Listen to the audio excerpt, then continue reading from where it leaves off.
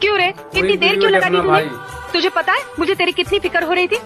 ये क्या रे, मैंने कमीज सिलाने दी थी, तू चोली सिला के ले आया।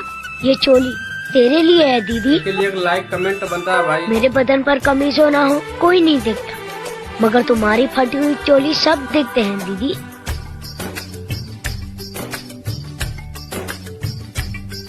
ओ नीले अंबर वाले तेरे भी खेल निराले, नीले पीले धागों से रंग जीवन के रंग डाले, जिनकी होती है पहना ओ भाई किस्मत वाले, जिनकी होती है बहना ओ भाई किस्मत वाले।